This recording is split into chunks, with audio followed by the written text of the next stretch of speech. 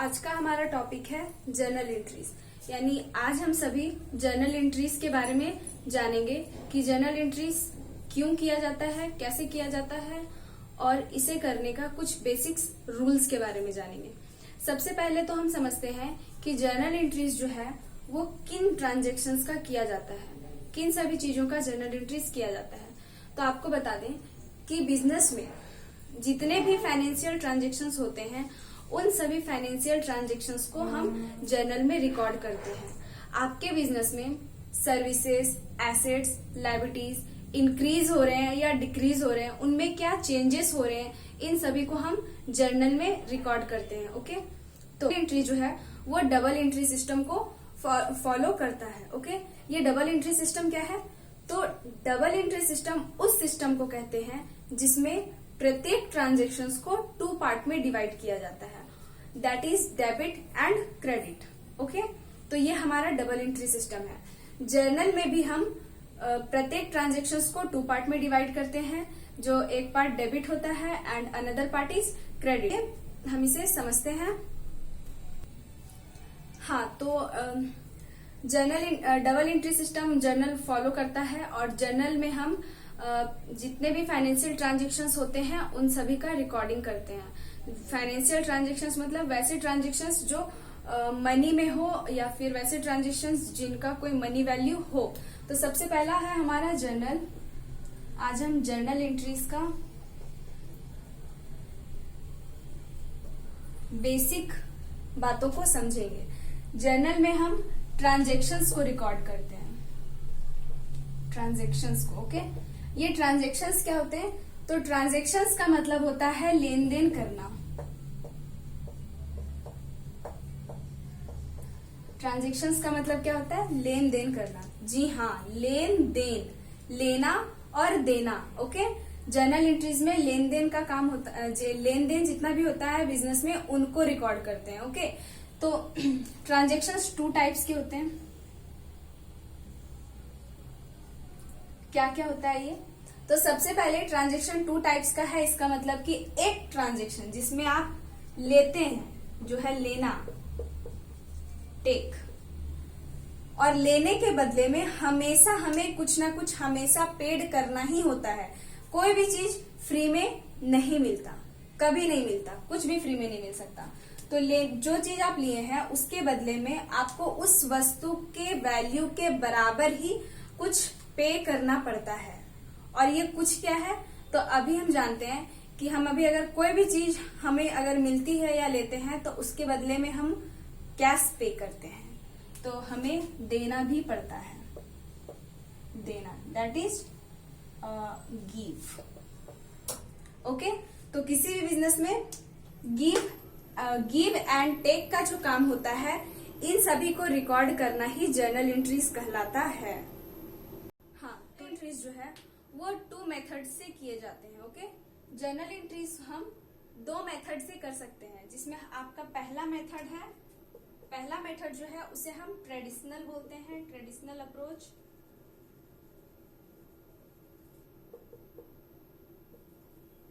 Traditional approach and another is modern approach.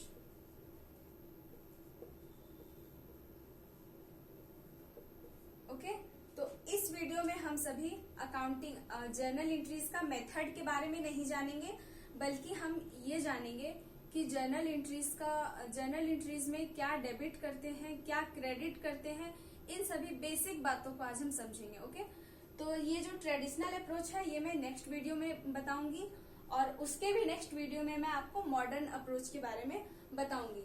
But आज का जो क्लास है इसमें हम कुछ बेसिक्स बातों को समझेंगे, एकदम अननोन बेसिक बात। ओके, तो हम सभी जानते हैं कि जर्नल एंट्रीज में डबल एंट्री सिस्टम फॉलो होता है, जिसमें हर ट्रांजेक्शन्स को 2 पार्ट्स में डिवाइड करते हैं, that is debit and credit. Okay, तो सबसे पहली बात कि मैथ्स में भी हम जानते हैं कि कोई भी नंबर हो, मान लीजिए नंबर अगर 5 है। ओके, तो ये 5 जो नंबर मैंने लिखा ये या तो +5 हो सकता है या -5 हो सकता है, या +5 होगा या -5 होगा। ठीक है, तो इसी तरह से जर्नल एंट्रीज जो हम करते हैं, इसमें जितने भी ट्रांजेक्शन्स होते हैं, ये ट्रांजेक्शन या तो डेबिट का होता है या तो क्रेडिट का होता है। ओके, तो डेबिट और क्रेडिट दोनों को अब हम इसमें समझेंगे। ओके, सपोज कि अब हम बिजनेस को भूल जाते हैं और एकदम अपने डे टू डे लाइफ की ओर आते हैं। ठीक है, तो सबसे पहला ये है कि मान लीजिए कि आपने एक फर्नीचर परचेज किया है। Furniture purchased. ओके, ये फर्नीचर का कीमत है 10,000 रुपए। ठीक, अब ये फर्नीचर को आपने परचेज किया है, तो इस फर्नीचर को तो आपने ले लिया, बट ये फर्नीचर आपने लिया, टेक किया, और इसके बदले में आपको अब कुछ पे करना है। तो आप क्या किए कि इसके बदले में आपने 10,000 रुपया कैश पे किया। ओके, फर्नीचर जो है वो आपने लिया और कैश जो है आपने दिया। ओके, तो आपके पास फर्नीचर आया और आपके हाथ से कैश गया, तो जितना भी चीज आपके पास आ रहा है, ओके, आपके पास जितना भी चीज आ रहा है जिसे आप ले रहे हैं, टेक कर रहे हैं, इसे हम डेबिट कहते हैं। क्या कहते हैं? डेबिट।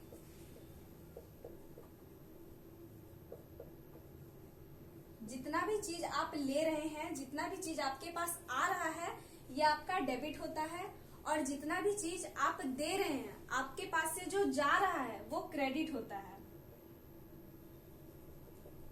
ओके, तो यहाँ पे इस एग्जांपल में फर्नीचर जो है वो आपने परचेज करा। ठीक है, तो फर्नीचर परचेज करने से आपके पास फर्नीचर आया है आपके बिजनेस में, तो आपने फर्नीचर को डेबिट करना है। फर्नीचर को डेबिट करना है। आपके पास से फर्नीचर को लेने के बदले में आपको कैश जो है वो पे करना पड़ा। कैश आपके पास से चला गया, यानी कि आपको कैश को क्रेडिट करना है। ओके, तो यहाँ पे हम फर्नीचर डेबिट करेंगे, कैश क्रेडिट करेंगे। ओके, डेबिट फर्नीचर इसलिए होगा क्योंकि ये हमारे बिजनेस में आया है, हमारे पास आया है। क्रेडिट कैश इसलिए होगा क्योंकि ये हमारे पास से गया है। तो इसे हम और भी एग्जांपल से समझते हैं। हाँ, तो चलिए अब हम और भी एग्जांपल से समझते हैं। सपोज कि आपके पास एक ओल्ड बाईसाइकिल है।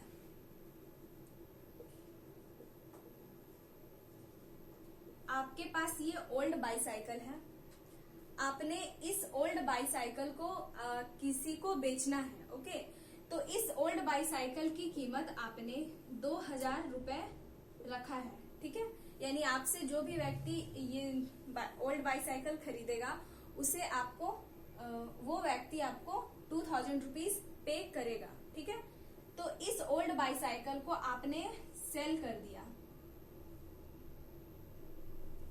सोल्ड कर दिया। ओके, यानी बेच दिया। ठीक है, तो इस ओल्ड बाईसाइकिल को बेचने के बदले में आपके पास 2,000 रुपीज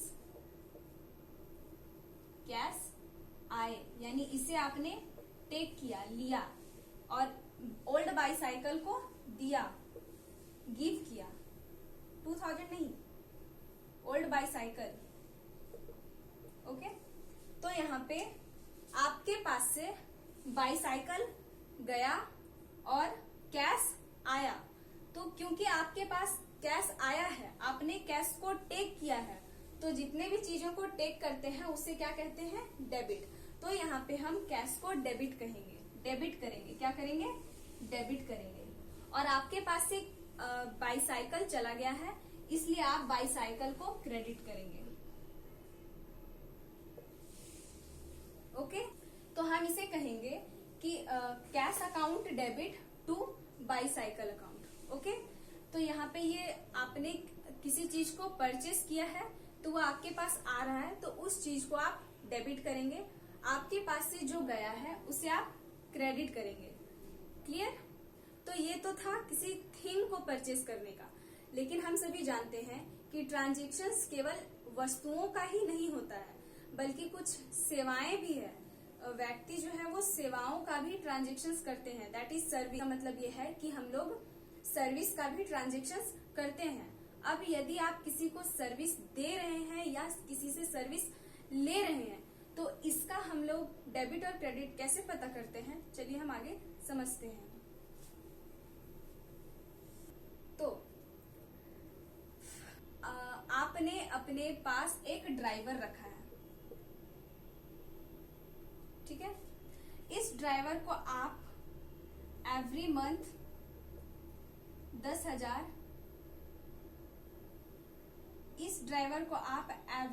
10,000 कैश सैलरी के रूप में दे रहे हैं, ओके। ये ड्राइवर जो है वो आपको सर्विस दे रहा है। आपने अगर कहीं जाना है तो आपको ये आपको ये ले जा रहा है, आपको सर्विस दे रहा है। तो ये सर्विस आप ले रहे हैं और इस सर्विस लेने के बदले में आपको ड्राइवर को 10,000 रुपीज पर मंथ देने पड़ रहे हैं। तो आपने सर्विस को लिया, ये सर्विस है, ये एक सेवा है जो कि ड्राइवर आपको दे रहा है। तो आपने सर्विस लिया है, इसलिए जो चीज हम ले रहे हैं उन्हें हमें डेबिट करना है। तो सर्विस आपने लिया है, इसलिए इस सर्विस को हम डेबिट करेंगे। और क्योंकि ये सर्विस को लेने के बदले में हमें 10,000 रुपीज पे करने पड़ रहे हैं, इसीलिए इसे हम क्रेडिट करेंगे। तो हम कहेंगे जो सर्विस हमने लिया है वो service account debit to cash account, okay. In the same way यदि आप किसी को सर्विस दे रहे हैं, ओके, जैसे कि मैं ट्यूशन पढ़ाती हूँ, ट्यूशन क्लास, ओके। तो ट्यूशन क्लास मैंने दिया, मैं ट्यूशन क्लास गिव कर रही हूं और इसके बदले में मुझे जो फी मिल रहा है, ठीक है, जो फी मिल रहा है ये मुझे मान लीजिए कि 1,000 रुपीज मुझे कैश फी मिल रहा है, ओके। तो यहाँ पे मैंने ट्यूशन क्लास देने की सर्विस को दिया, ट्यूशन क्लास की सर्विस को दिया और इसके बदले में मुझे फी जो मिल रहा है कैश, ये मेरे पास आ रहा है। तो मेरे पास जो आ रहा है इसे मुझे डेबिट करना है और जो जा रहा है उसे क्रेडिट करना है। तो यहाँ पे फी हमारे पास आ रहा है तो इसे हम डेबिट करेंगे। और ट्यूशन क्लास क्योंकि मैंने दिया, ये सर्विस मैं दे रही हूं किसी को, तो ये मैं क्रेडिट करूंगी, ओके। तो अभी तक हमने दो चीजों को समझा, किसी भी थिंग का ट्रांजेक्शन और किसी भी सर्विस का ट्रांजेक्शन, ओके। तो अब हम आगे समझते हैं। कोई भी व्यक्ति हो, यदि वो अपना बिजनेस स्टार्ट कर रहा है तो ये जरूरी तो नहीं कि वो हमेशा अपने बिजनेस में नगद व्यवहार ही करे। कभी ऐसा भी हो सकता है कि कोई व्यक्ति उससे उधार परचेस करके गया हो। तो चलिए अब हम इसे भी समझते हैं। हाँ, तो अब हम कोई भी वस्तु को अगर क्रेडिट परचेस करते हैं या क्रेडिट सेल करते हैं, इसे अब हम समझते हैं। तो आपने सपोज दैट कि आपने एक फर्नीचर परचेस किया। तो चलिए मान लेते हैं कि आपने एक फर्नीचर परचेस किया है, ओके। तो आपने फर्नीचर परचेस किया है, फर्नीचर परचेस्ड, और इस फर्नीचर की कीमत 10,000 रुपए है। तो ये जो फर्नीचर है इसे परचेस करने के बदले में आपको 10,000 रुपए पेड करने थे, ओके। 10,000 रुपए आपको कैश देने थे। हाँ, तो ये फर्नीचर परचेस करने के बदले में आपको 10,000 रुपीज कैश में पे करने थे। लेकिन आपने फर्नीचर को ले आया, बट जब आपने फर्नीचर को खरीद लिया, बट जब कैश देने का टाइम आया, उस टाइम आपने जो शॉपकीपर था उसे बोल दिया कि मैं कुछ दिनों के बाद आपको 10,000 रुपीज दे दूंगा, ओके। तो यहाँ पे फर्नीचर जो है वो 10,000 रुपीज का आपके पास आ गया, लेकिन आपको कैश जो पे करना था 10,000 रुपया, इसे आपने पे नहीं किया। तो फर्नीचर तो आपके पास आ गया, आपने फर्नीचर तो टेक कर लिया, इसे तो हम डेबिट आसानी से कर देंगे। लेकिन आपके पास से तो कैश गया ही नहीं, आपने पे किया ही नहीं अभी तक कैश, तो हम क्रेडिट में क्या लिखेंगे? तो यहाँ पे हम समझते हैं कि जब भी कभी भी उधार ट्रांजेक्शन्स हो रहा है, ओके, जब कभी भी आप किसी से उधार खरीद रहे हैं या किसी को उधार बेच रहे हैं, तो यहाँ पे एक प्रॉमिस क्रिएट होता है। प्रॉमिस क्रिएट ये होता है कि फ्यूचर में आप उस कीमत को चुका देंगे। तो यहाँ पर भी जो परचेजर है वो गिवर से प्रॉमिस किया है कि वो फ्यूचर में ये 10,000 रुपीज जो कैश है वो उसे पे कर देगा। ओके, तो यहाँ पे क्योंकि फर्नीचर का जो परचेजर है वो गिवर से प्रॉमिस किया है, तो जिसे प्रॉमिस दिया गया है उसका नेम को नोट करेंगे। ओके, जैसे कि शॉपकीपर अगर मिस्टर आकाश है तो यहाँ पे मिस्टर आकाश अकाउंट को हम डेबिट करेंगे। ये मिस्टर आकाश अकाउंट नेम को हम यहाँ पे डेबिट नहीं क्रेडिट करेंगे। नेम को हम यहाँ पे क्रेडिट करेंगे। यहाँ पे हम समझते हैं कि जिन्हें भी जो भी अपना बुक में रिकॉर्ड कर रहा है, अगर आकाश रिकॉर्ड कर रहा है अपने बुक में तो आकाश तो गिवर है। ओके, अगर आकाश की नजर से हम देखें तो ये चीज को बेच रहा है, सेल कर रहा है, ठीक है, तो इसके पास से फर्नीचर चला गया है तो फर्नीचर ये अपने बुक में क्रेडिट में लिखेगा और जिससे इसको प्रॉमिस मिला है उसका नाम को आकाश अपने बुक में डेबिट करेगा।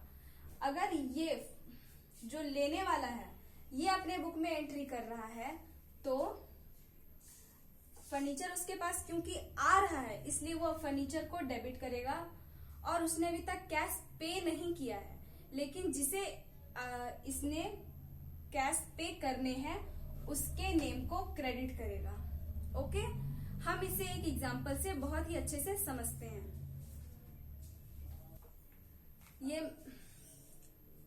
ये मैं हूं, मी। ओके, मैंने एक टेबल परचेज किया है, परचेज्ड टेबल। ओके, तो इस टेबल की कीमत जो है वो 2,000 रुपीज है, लेकिन जब मैंने ये टेबल को परचेज करा उस टाइम ही जो शॉपकीपर था, जिस शॉप से मैंने परचेज किया उस शॉप का नाम था मिस्टर रवि। ओके, ये शॉपकीपर है, इसी का शॉप है। ओके, इसके पास से मैंने एक टेबल परचेज करा जो कि 2,000 रुपीज का था। अब मैंने अपना टेबल को परचेज कर लिया।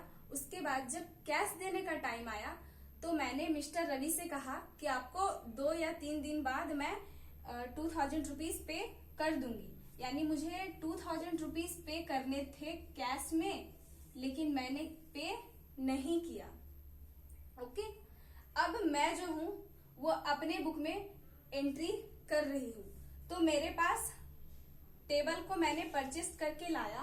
क्योंकि मेरे पास टेबल आया है इसलिए मैं टेबल को डेबिट करूंगी और मेरे पास से कैश अभी गया नहीं है क्योंकि मैंने कैश को पे नहीं किया है, लेकिन मैं मिस्टर रवि से प्रॉमिस करके आई हूं कि उन्हें 2,000 रुपीज पे कर दूंगी, तो मैं मिस्टर रवि का अकाउंट को क्रेडिट करूंगी।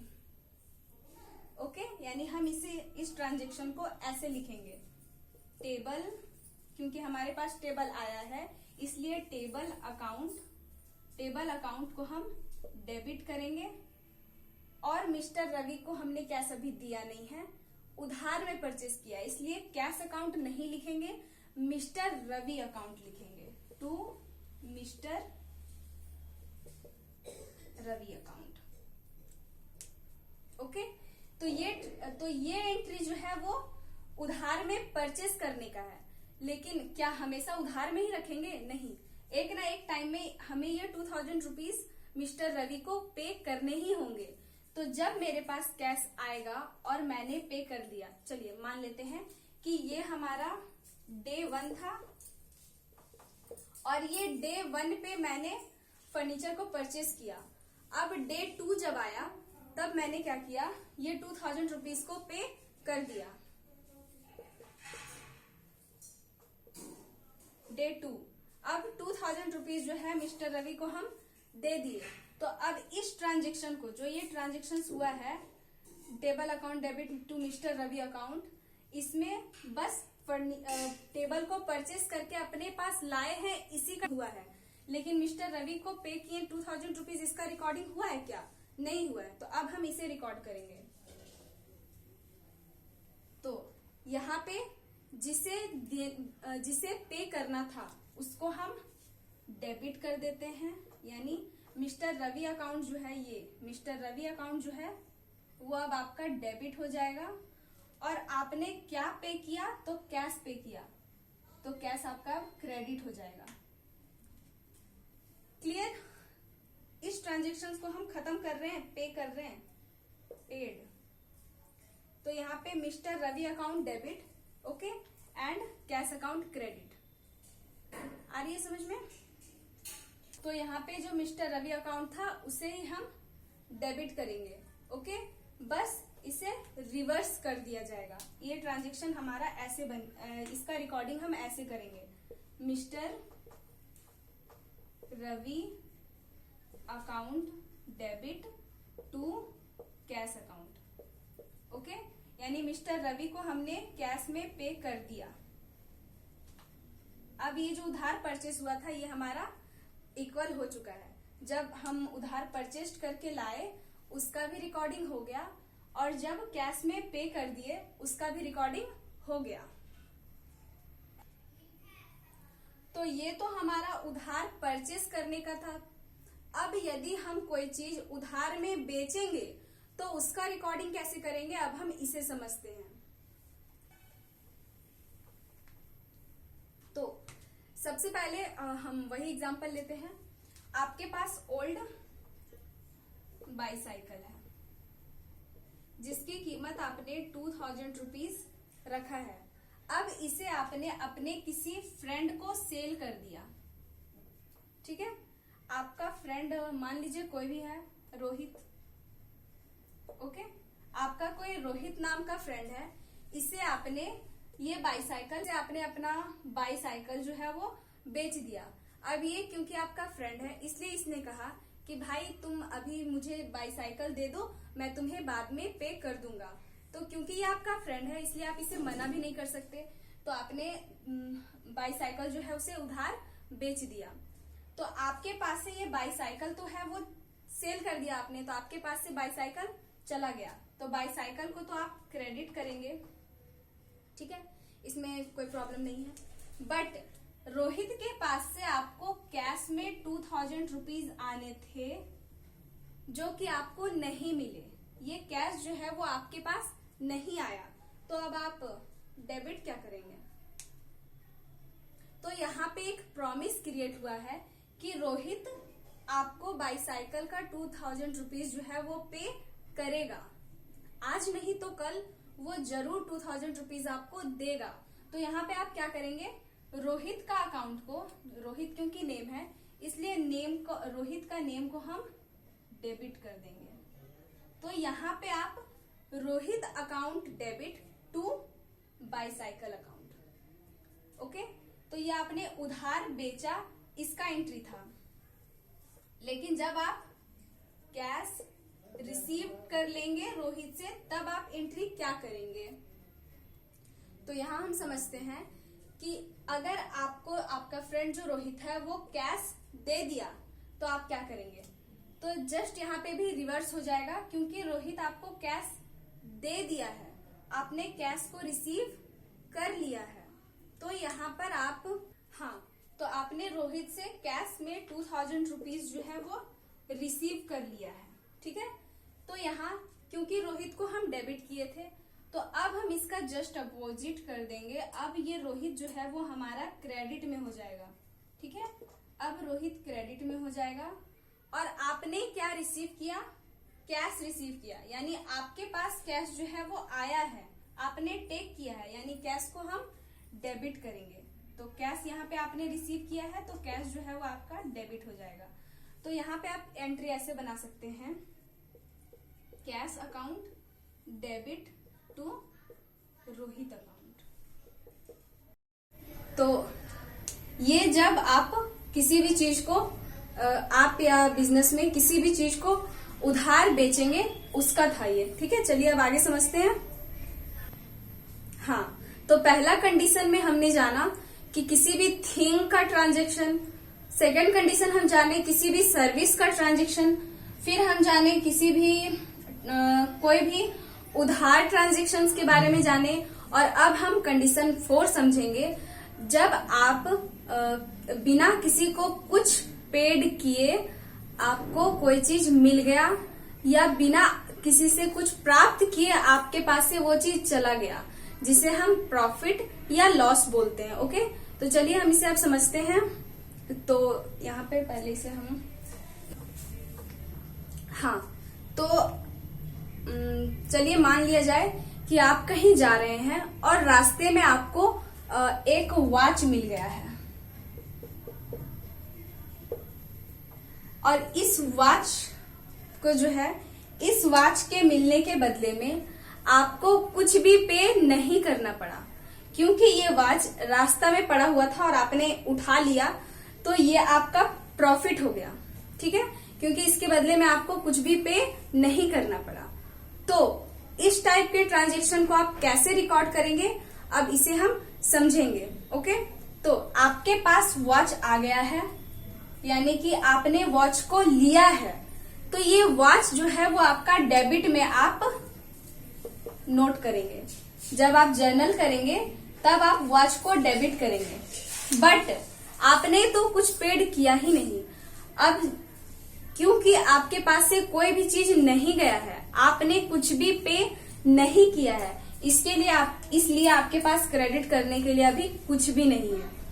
तो इसका रूल है कि आप क्रेडिट क्या करेंगे, तो प्रॉफिट होने के रीजन को क्रेडिट में लिखा जाता है। क्रेडिट में हम क्या लिखते हैं, रीजन ऑफ प्रॉफिट, जिस कारण से आपको प्रॉफिट हुआ है उस रीजन को क्रेडिट में लिखते हैं। ओके, तो हम इसे ऐसे लिख सकते हैं, watch account debit to reason of profit, जो भी हो आपका, आपने कैसे वॉच पाया है ये। ठीक है, तो ये था आपका प्रॉफिट का कंडीशन नंबर 4, जिसमें आपने प्रॉफिट हो रहा है या लॉस हो रहा है इसमें। ठीक है, अब आपको बिना कोई चीज पे किए आपके पास, अब इसी ट्रांजेक्शन को हम अपोजिट समझते हैं। आप कहीं जा रहे हैं और आपके पास से ही आपका वॉच खो गया, आपका ही वॉच आपसे खो गया,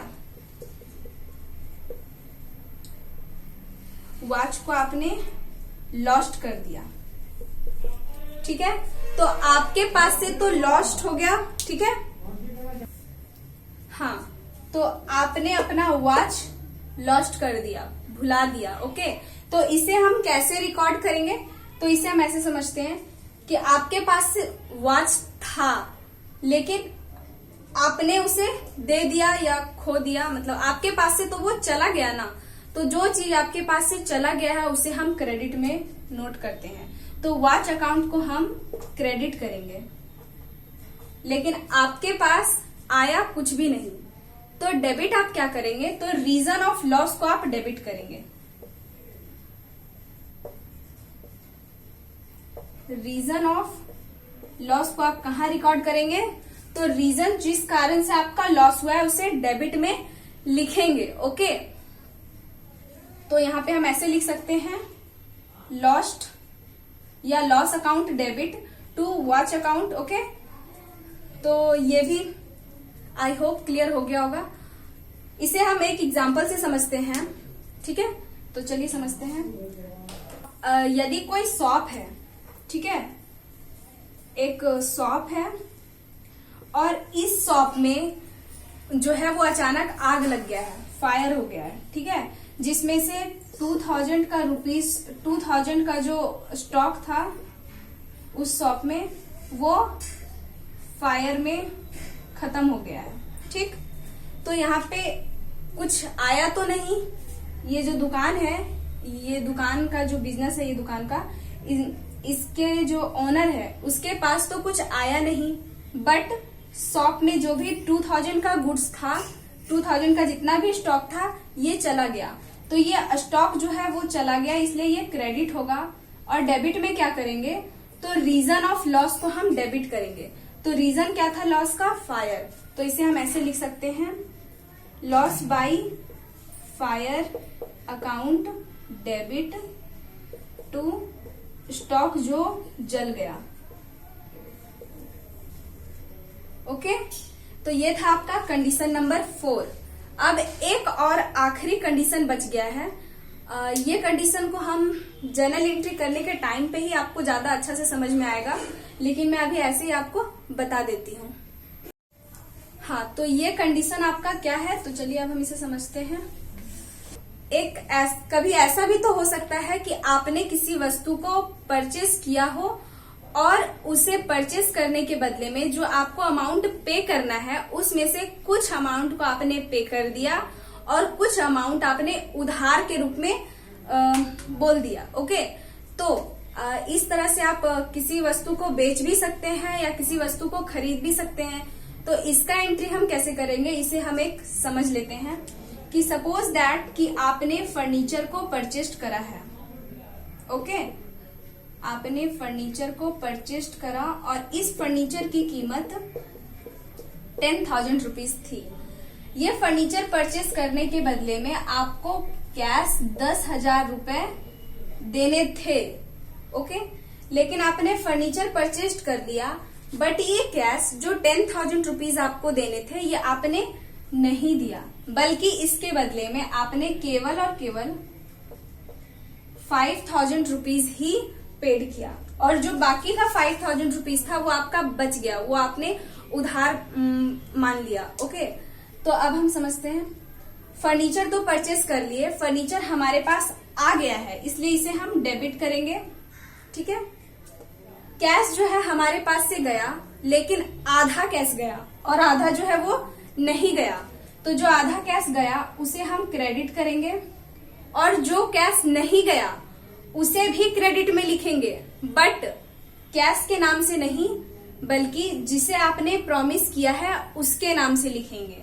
यदि आपने ये मिस्टर रवि से खरीदा है, ठीक है, तो इसे हम ऐसे नोट करेंगे। फर्नीचर आपका डेबिट में होगा, फर्नीचर अकाउंट डेबिट टू, यहाँ पे 10,000, ठीक है, क्योंकि 10,000 में परचेज किए हैं फर्नीचर, टू कैश अकाउंट, तो कैश आपने कितना पे किया 5,000, तो यहाँ पे 5,000 लिखेंगे। एंड 5, आप हमेशा ये बात हमेशा ध्यान रहे कि डेबिट और क्रेडिट हमेशा इक्वल होना चाहिए। यदि आपने ये पेन 30 रुपीज में मैंने परचेज करा है और ये 30 रुपीज का पेन है, तो ये पेन लेने के बदले में मुझे शॉपकीपर को 30 रुपीज ही देने पड़े। यानी डेबिट और क्रेडिट हमेशा इक्वल होना चाहिए। ओके, फर्नीचर 10,000 का हम लोग परचेज, अभी पीछे एग्जाम्पल में जो हम समझ रहे थे कि फर्नीचर 10,000 का परचेज किए, तो 10,000 का फर्नीचर परचेज किए तो उसके बदले में हमने कैश भी 10,000 रुपीज ही देने हैं। तो यहाँ पे furniture account debit 10,000 to cash account 5,000, तो क्या दुकानदार मान जाएगा? 10,000 का फर्नीचर है और उसमें अगर हम शॉपकीपर को 5,000 रुपीज पे कर रहे हैं, तो क्या दुकानदार हमें देगा अपना फर्नीचर? नहीं, वो कहेगा कि 5,000 उधारी है, बाद में दे देना। तो ये 5,000 जो आपका उधारी है मिस्टर रवि से, जो आपने प्रॉमिस करा है कि आप उसे बाद में पे करेंगे, उसे भी हम नोट करेंगे। तो टू मिस्टर रवि अकाउंट कितना 5,000। अब आपका क्रेडिट में भी 10,000 है और डेबिट में भी 10,000 है। ओके, तो यहाँ पे आपने फर्नीचर को परचेस करके लाया, इसका एंट्री किया। 5,000 रुपीज आपने कैश में पे किया, इसका एंट्री किया। और बाकी का जो 5,000 रुपीज है इसे आपने पे करने हैं, इसका भी एंट्री किया। अब मान लीजिए कि 2-3 दिन बाद आपने ये जो 5,000 रुपीज है इसे पे कर दिया। ओके, हाँ, तो यहाँ पे अब हम समझेंगे कि फर्नीचर 10,000 पेड हो गया, इसको हम नोट एंट्री कर लिए। कैश जो है वो 5,000 रुपीज हमने पे किया, इसका भी एंट्री कर लिए। अब 2-3 दिन बाद मेरे पास 5,000 रुपए आए और मैंने क्या करा, मिस्टर रवि को पे कर दिया, तो मिस्टर रवि को पे कर दिए। तो यहाँ पे जो मिस्टर रवि को हम क्रेडिट किए थे, यहाँ पे जो मिस्टर रवि को हम क्रेडिट किए हैं, इसे हम डेबिट में रिवर्स कर देंगे। अब ये मिस्टर रवि अकाउंट जो है वो हमारा डेबिट होगा और मेरे पास से जो 5,000 कैश चला गया, जो मैंने गिव किया, वो अब क्रेडिट होगा। 5,000 मिस्टर रवि को मिला, 5,000 मेरे पास से गया। क्लियर? तो ये था हमारा जर्नल एंट्रीज का कुछ बेसिक्स, डेबिट और क्रेडिट करने का रूल।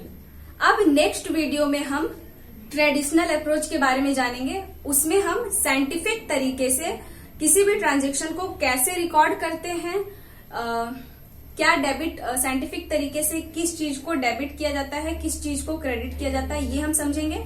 बट अभी जितना भी चीज मैंने बताया, यही चीज वहां भी समझेंगे, बट इसे हमने लॉजिकल वे में समझा और वहां पे हम साइंटिफिक वे में समझेंगे।